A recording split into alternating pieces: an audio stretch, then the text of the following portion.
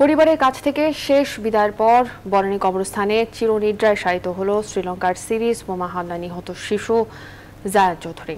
ছুটি কাটিয়ে 22 এপ্রিল পরিবার নিয়ে দেশে ফেরার কথা থাকলেও শ্রীলঙ্কান একটি বিশেষ ফ্লাইট আজ জায়ানের মরদেহ নিয়ে দেশে ফেরে। গেল রোববার খ্রিস্টান সম্প্রদায়ের পবিত্র ইস্টার সানডে শ্রীলঙ্কার একটি 5 তারকা হোটেলে ভয়াবহ বোমা হামলার শিকার হন জায়ান ও তার বাবা মশিউল হক চৌধুরী প্রিন্স। রিশাদ হাসানকে সাথে নিয়ে আরো জানাচ্ছেন আফরিন আনোয়ার। শ্রীলঙ্কায় ছুটি কাটিয়ে সপরিবারে 22 এপ্রিল বাড়ি ফেরার কথা ছিল শিশু জায়ানের। ফিরলেন দুদিন পর, সপরিবারে নয় আগের মতো করেও। বিমান থেকে নেমে ছুটে এসে নয়, কফিনবন্দি হয়ে নীরবে নিথর হয়ে। 8 বছরের জায়ানের মরদেহ বহনকারী শ্রীলঙ্কান এয়ারলাইন্সের UL-189 ফ্লাইটটি বুধবার দুপুর 1:45টায় ঢাকার হযরত শাহজালাল আন্তর্জাতিক বিমানবন্দরে অবতরণ করে। বিমানবন্দরের টারমার্কে নাতি জায়ানের মরদেহ গ্রহণ করেন শেখ সেলিম।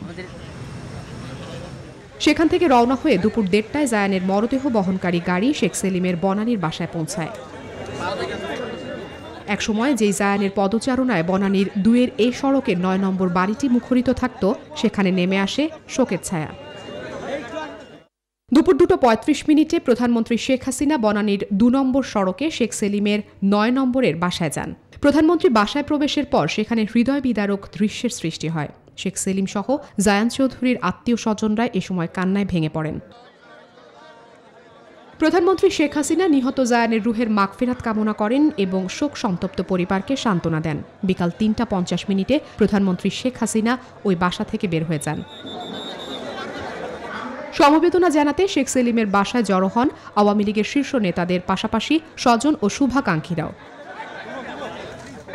আসরের পর বনানী চেয়ারম্যান বাড়ি মাঠে হয় জায়ানের জানাজা। অংশ নেন হাজারো মানুষ। জানাজা শেষে তাকে দাফনের জন্য নেওয়া হয় বনানী কবরস্থানে। সন্ধ্যা 6টার দিকে চিরনিদ্রায় শায়িত করা হয় ছোট্ট জায়ানকে। স্টার সানডের প্রার্থনার মধ্যে রোববার গির্জা ও হোটেল মিলিয়ে 8টি স্থানে বোমা হামলায় রক্তাক্ত হয় শ্রীলঙ্কার রাজধানী কলম্বো। সেদিনের নির্মম সন্ত্রাসী হামলা কেড়ে নেয় ছোট্ট এই প্রাণকে।